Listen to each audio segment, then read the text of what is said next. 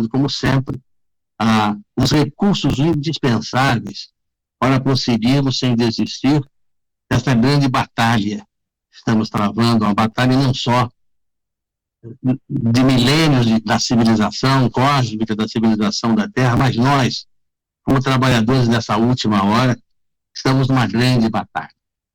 É a batalha entre o bem e o mal, é uma batalha da transição planetária, é uma batalha que somente aqueles que conseguem sentir a presença de Jesus poderão compreender quão importante é refletir, quão importante é assimilar dados, porque não importa se os dados serão observados da maneira do entendimento de cada um, porque quando se coloca a reflexão de diversos temas, dá-se, sem sombra de dúvida, não poderia ser de outra forma, o livre-arbítrio a cada criatura para investigar, para perquirir e, acima de tudo, para encontrar tudo aquilo que precisa para continuar a sua jornada.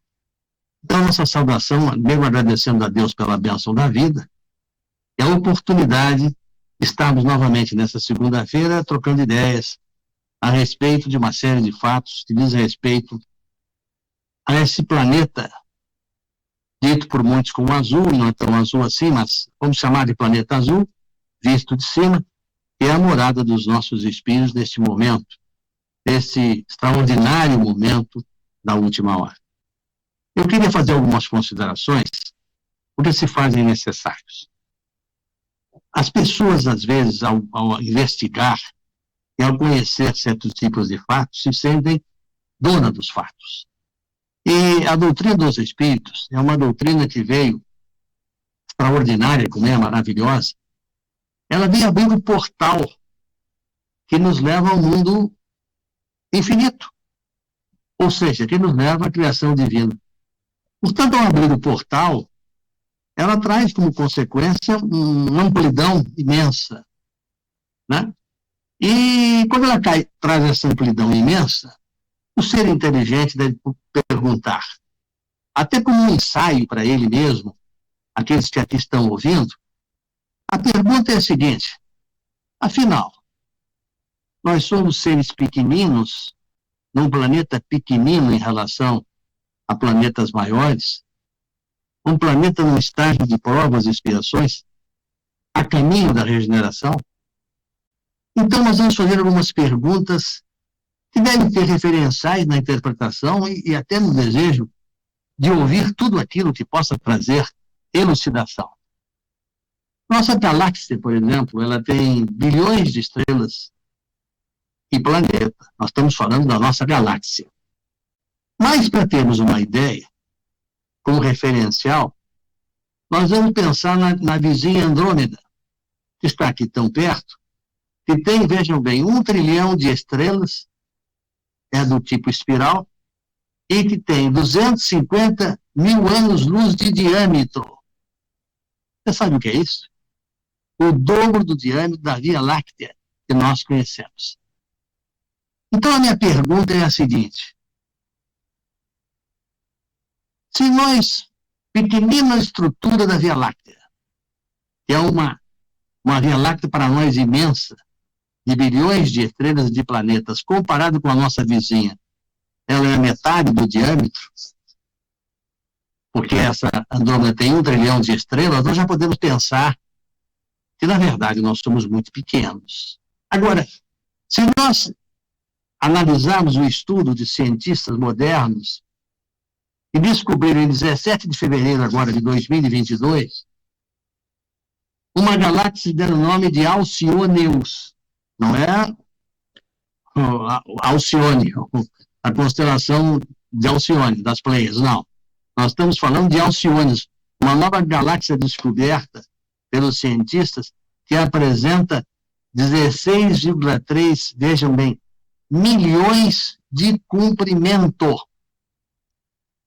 Ora, se Andrômeda tem 250 mil anos-luz de diâmetro, imagine Alcione, que tem 16,3 milhões de comprimento. Foi vista naturalmente pelo telescópio e, evidentemente, dá uma referência para nós quando estamos falando de grandeza coisas que nos exigem certa cautela, né? Certa prudência a nos aventurarmos a tentar parecer que conhecemos o que desconhecemos, porque o que é que nós conhecemos na verdade? Então, qual é o objetivo dessa colocação? Para que nós tenhamos a humildade de reconhecer nossa ignorância frente ao poder do universo. Ter a prudência, ter a cautela, para perceber que nós só é possível adquirir o conhecimento de duas maneiras. A primeira é pelo aprendizado, pela experiência adquirida em sucessivas reencarnações. Quero dizer, milhares de reencarnações. E a segunda, pela contribuição dos espíritos superiores, que, num patamar muito mais desenvolvido que o nosso, e viandantes que são do universo, ou que viandam pelo universo infinito, trazem até onde é possível para nós o despertar para compreender o infinito mundo divino. Ou seja, estes espíritos trazem essa contribuição. E se nós relembrarmos o Pentateuco dessa doutrina maravilhosa, veremos que ela nasceu pela contribuição dos espíritos superiores e pela sua concordância. Ora, por que eu falo isso nesse momento? Porque nós estamos observando manifestações daqueles que se acham donos da doutrina espírita, aqueles que se acham conhecedores por demais do mundo divino. E, evidentemente, passam, então, a apresentar minúsculas questiúnculas, eu considero minúsculas, a respeito do movimento espírita brasileiro, com críticas que, na minha opinião, extremamente infundadas. Porque estão críticas que mostram o quê? Ciúmes, prepotência, crises de liderança, orgulho, vaidade e os mais variados manifestações, acima de tudo, da imprudência de seus espíritos. Então, nós estamos assistindo figuras exponenciais da doutrina espírita, expositores, tribunos e outros, que simplesmente criticam diversos fatos que estão vindo à tona pelo levantar do véu da obscuridade. Criticam, por exemplo, aqueles que falam de Francisco Cândido Xavier na intimidade, porque são espíritos que conviveram com ele e que naturalmente ouviram deles muitos fatos e muitos relatos, como nós temos a oportunidade não só de ver nas informações coletadas desse bondoso benfeitor, como também, publicamente, podemos apresentar diversos aspectos que mostram acima de tudo, o que Chico Xavier disse, e que, portanto, ele mesmo disse, pelos seus lábios, disse aquilo que alguns estão dizendo que ele não disse. Então, o que se quer, na verdade? Criar uma confusão, porque a saída de cena deste profeta dos grandes tempos, que é Francisco Cândido Xavier, cujas reencarnações extraordinárias mostram o brilho do seu espírito, fez com que algumas criaturas que se julgam naturalmente, algumas até com extraordinária mediunidade, com extraordinário conteúdo, mas completamente diferentes, porque são espíritos orgulhosos, são espíritos que se apresentam orgulhosamente, que se vestem com orgulho, que não têm uma postura humilde, que não participam de reuniões em que pobres, principalmente, né, são congressos riquíssimos, com entradas naturalmente preferenciais, porque só para quem pode pagar, ou quem pode guardar por algum tempo, e as mensagens de Jesus se apresentam esquecidas. Então, eu tenho ouvido alguns comentários das mesmas criaturas,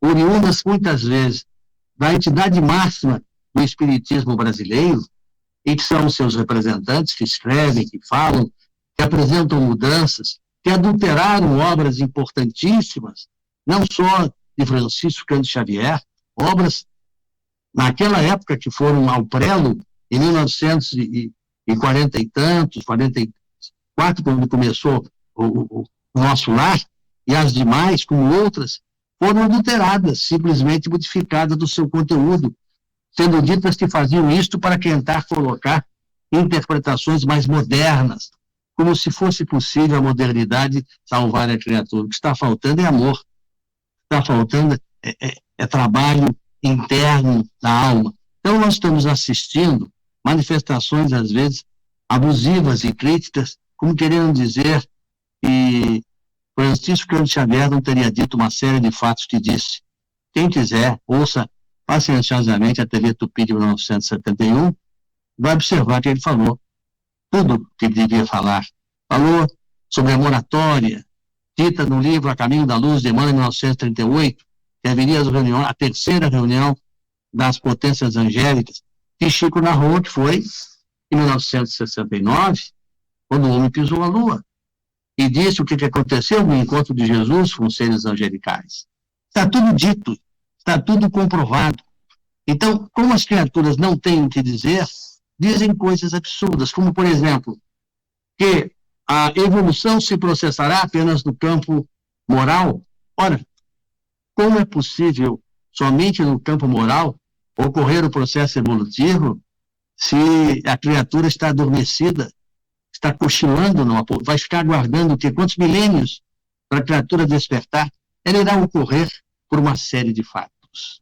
Tanto do ponto de vista do chamamento para a escolha do portal à direita ou à esquerda, como as programações necessárias na progressão dos mundos, que são as ocorrências que haverão de vir, como vem no planeta Terra, e nós vamos dizer ao final de tudo isso, as ocorrências nitidamente que existiram para a evolução do planeta Terra e as que haverão de surgir na ocorrência dos tempos finais desse processo cíclico importantíssimo, que é o processo de provas e expiações. Então, fazendo essa avaliação, nós estamos assistindo a algumas coisas. E tem um grande espírita, um grande tribuno, que certa vez é muito inteligente, se apresenta muito bem, mas às vezes faz uns comentários um pouco pesados para quem tem que conjugar o verbo amar, né? Esses dias, se referindo, algum tempo depois, ele teve que retirar, pedir perdão, se referindo aos espíritos da natureza, se referiu aos pretos velhos, não é? Da doutrina espiritualista, dizendo que se existia preto velho, tinha que existir amarelo velho e de outra cor. Ou seja, uma brincadeira de mau gosto e uma brincadeira não aceitável por espíritos que desejam caminhar na direção da luz. E esses mesmos espíritos dirigem movimentos, determinam indicativos do movimento espírita brasileiro e modificam a critério seu aquilo que foi construído pelos espíritos e não lhes pertence. Por sendo a obra dos espíritos, ninguém pode mudar esta conduta. Então, nós estamos dizendo isso tudo porque, ao final de todas essas apresentações, nós vamos fazer uma série de considerações mostrando o quanto precisamos estar atentos, porque nós não podemos ficar sentados, como muitos dos nossos irmãos, apenas lendo livros espíritas, fazendo palestras, conferências extraordinárias, porém não aplicando esse conhecimento na prática diária. Então, isto não é espiritismo. Isso é estudo de uma doutrina. Espiritismo é quando você conhece a doutrina e a aplica em benefício dos seus irmãos e do seu próprio espírito. Então, nós vamos hoje começar o nosso trabalho, depois dessas pequenas considerações, como alerta, como chamamento, porque há uma batalha entre o bem e o mal. E nós, à medida que